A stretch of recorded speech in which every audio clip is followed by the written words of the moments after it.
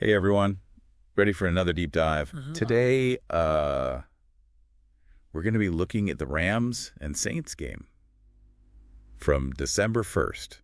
If you're listening to this, I'm sure you're as interested in this one as we are. We got some great articles to help us out today from Turf Show Times and Fox Sports. Oh, and we even peeked at the Wikipedia page. You know how that goes. Sometimes reliable, sometimes not so much. Yeah, Wikipedia can be a mixed bag for sure. But, Yeah. what's really fascinating about this game, it's not just about the Rams winning. This game was a turning point. It's a story of resilience for them and how they adapted to win. This game really shows Sean McVay's impact as a coach for the Rams. Yeah, this win was kind of a big deal for McVay too, right? Oh, absolutely. This was McVay's 76th win as head coach, which makes him the Rams' all-time leader for regular season wins. He actually just surpassed John Robinson. Wow. To do that in this league is pretty amazing, especially these days. Definitely. McVay has revolutionized the league. I mean, his offenses are so innovative. He took the Rams, who were struggling before him, and turned them into a powerhouse team. They even won a Super Bowl. And speaking of amazing, this game was a real nail-biter. It was a tale of two halves.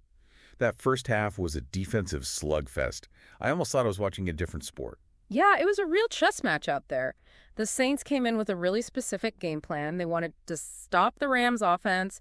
They were mixing up their coverages, really keeping Stafford on his toes. It forced him to make decisions quickly. Okay. And honestly, it worked, at least for the first half. You're telling me I was starting to get worried. I mean, a McVay-coached Rams team getting shut out the first half, that's almost unheard of. Right. It was definitely a surprise. The Rams only had 23 plays in the first half, compared to the Saints' 40. But the Rams' defense held strong. They bent but didn't break.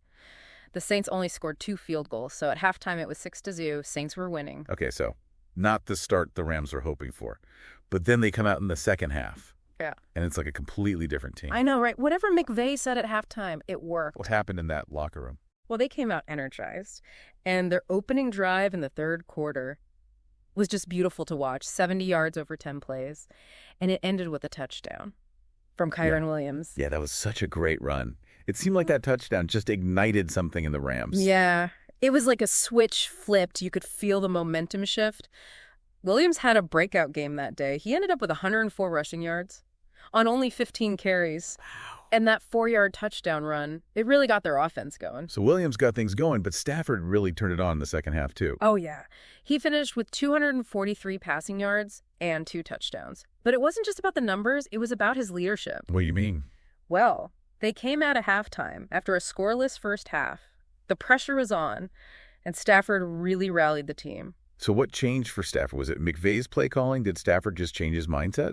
Well, McVay definitely made some adjustments at halftime. They simplified the play calls and focused on getting the run game going with Williams, and that opened things up for Stafford. Yeah, that 46-yard completion to Demarcus Robinson late in the third quarter, that was a huge moment. Oh, absolutely. That play shifted the momentum completely, and it set up Robinson's touchdown at the start of the fourth. Which gave them the lead. Exactly. Robinson was crucial to their scoring drives.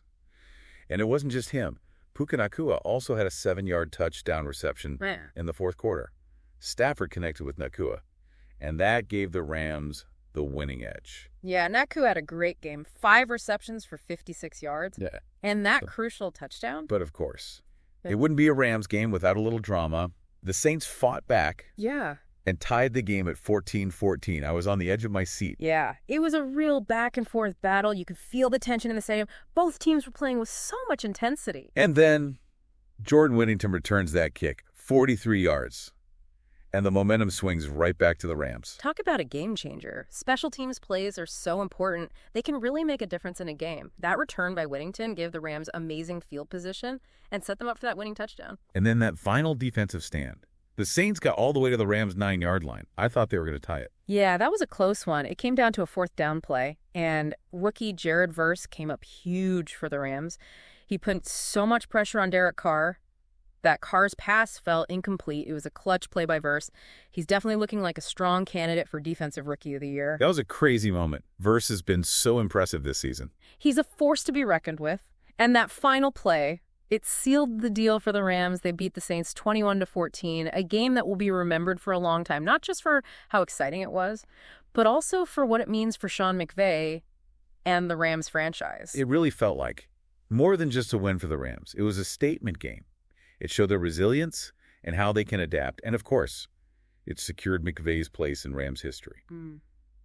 What do you think makes McVay so different from other coaches? What's his secret? Well, that's the million-dollar question, right? I think it's a combination of things. He's got these innovative offensive schemes. He's really good at adapting his game plan. And I think most importantly, he knows how to connect with his players and create a winning culture. You mentioned his offensive schemes. What makes them so unique? Well, they're known for being creative and unpredictable.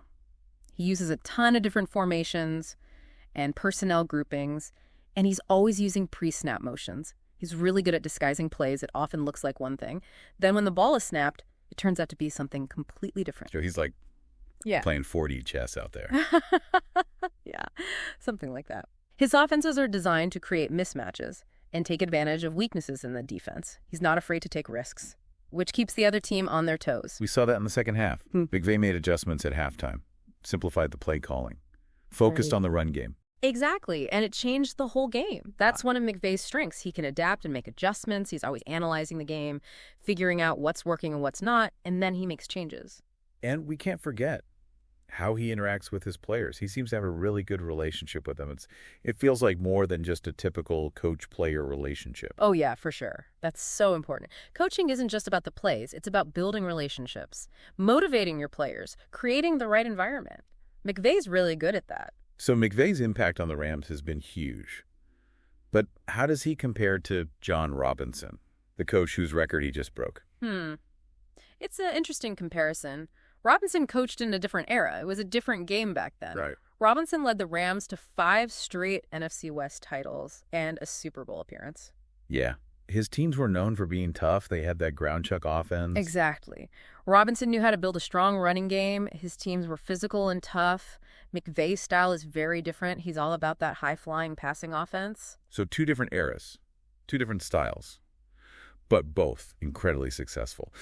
It's really interesting to see how the game has evolved. Speaking of evolving, Stafford had a quiet first half, but then he just exploded in the second. It was like he needed that struggle to really get going. That's a good point. Stafford seems to do well under pressure. He definitely has that clutch gene. He does. He rises to the occasion. When the stakes are high. Think about his Super Bowl run with the Rams. He had some amazing performances in the playoffs. Oh, yeah.